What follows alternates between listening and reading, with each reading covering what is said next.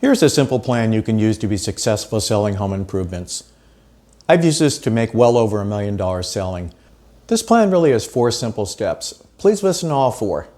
The first step is to have a specific goal and game plan of how to get there. If you're in sales, the goal is usually a monetary goal. The goal needs to be broken down into a specific plan of how you're going to get there. The plan makes it real and shows you exactly how you're going to make the amount of money you want. A good time frame to work and measure this plan is for a month. I think a week is too short and 90 days is too long to measure and adjust. For example, if you measure after 90 days and adjust, you've already wasted 3 months. Once you have the monthly plan, then you track and adjust it weekly. Multiply the monthly plan by 12 and you'll have the annual income plan. So you have a yearly income plan, but you work it month by month. For example, in a month, you'll be planned to run 46 appointments. And then you may have a monetary goal of 10,700. But you've got to break the numbers down into the specific parts. The sit rate would be what percentage of your leads turn into sales presentations. For example, if you sit 85% of your leads, 46 leads will turn into 39 actual demonstrations. Closing rate is what percentage of your sales demonstrations turn into sales. If your closing rate is 33% on the demonstrations, then the 39 demonstrations would turn into 13 gross sales. Fallout is what percentage of sales that cancel and are not approved for credit. If your fallout is 15%, then the 13 gross sales would turn into 11 net sales that you get paid on. Now, if your average contract price is $14,000, that would give you $154,000 in net sales. If your average commission is 7%, that would give you $10,748 in commissions. So first, you need to come up with a specific plan that you feel is realistic to you. You might have to adjust one of the sections, such as the sit rate or the closing rate or the average contract rate, based on your current average numbers and what other people in your office are doing. Don't come up with something that's so high it's unrealistic, but not so low that it won't match what you want to make. The point is you come up with a plan that you believe you can achieve with the amount of money you want to make. A good way to do this is see what the top people are doing in every category and use those as a benchmark. You know if someone else is doing it, you can, and that it's realistic. The second step is that you need to track your numbers or monitor your plan. So after 1 week, if your plan is $10,748 for the month, you should have made $2,687. If that's where you're at, great. But if not, now take the numbers apart. Based on the example we were using, your weekly plan would have had you run at least 11 to 12 appointments because it's 1 week or 1/4 of your total monthly plan. Using the same sit rate of 85%, you should have had 10 demonstrations. Then that should have turned into 3 gross sales, etc., and run the numbers all the way down until you get to your commission or pay of what you actually made.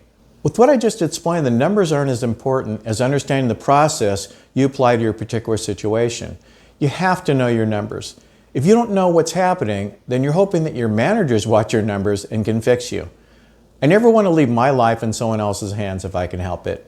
So the third step is that after you compare your actual numbers to your plan, you make the necessary adjustments to correct and change your results. There are skill sets that allow you to adjust the amount of leads you get that turn into a presentation, a skill set that determines the amount of people you demonstrate to that actually buy, a skill set that dictates average contract price, and what percentage your cancellation rate is. That's why you need to plan and track the specific numbers. You don't know what to work on when you just need to make more money.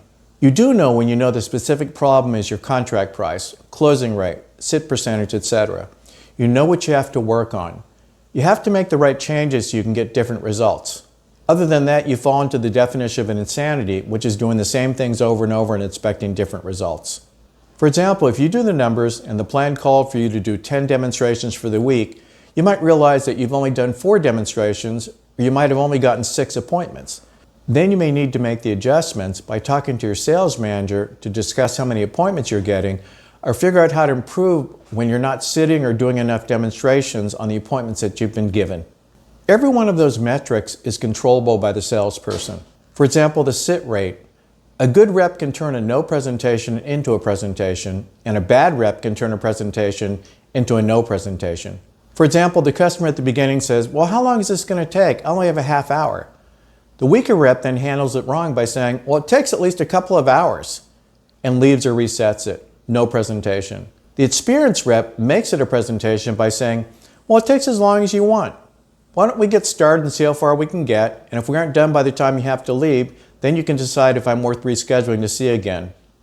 2 hours later, the sale is written up. Or you might realize that you've done the 10 demonstrations, but you only sold 1. So you need to figure out what you're doing so you can sell the right amount of people of the demonstrations that you're doing. The percentage of people you present versus the amount you sell is 100% controllable by you. Or you may realize that of the 3 sales you made, 2 of them canceled. Cancellation is controllable by how you sell and close. Your average contract price is dictated by how well you build the value during your sales presentation and how well you close. If you build no value and your version of closing is to simply drop the price, your average contract price will be low. The fourth thing that you have to do as you're learning and going through all of this is you have to be able to keep your attitude up. That's 100% your responsibility and in your control. Having a plan like this usually makes it easier to keep your attitude up because you feel like you're working a plan and you're going in the right direction. You have the feeling of control. The opposite of this is where you just run leads over and over and over, and at the end of the month, you look how much money you've made and you say, wow, this is a great job, or this is horrible, I don't like this. The benefit of doing it this way is that you become proactive instead of reactive. If you run the numbers at the end of the year, you see how much money you've made and can actually see where your mistakes are, but it's too late. The year's already over. Now you have to react. But if you do this by the month or by week, you can make the adjustments to see where you're losing it and make the changes that you need to make so you can become successful. You're being proactive. All success in a way follows this trial and error process. You have to fail so that you can see what works, and then you can change it and do the things that do work. Failing can be very frustrating, and if you don't watch your attitude and understand that it's part of the process, it's going to make this twice as hard. Now on paper this plan sounds easy, but until you actually take the time to implement it, it won't mean anything. There's a Zen saying I love: to know and not to do is not to know.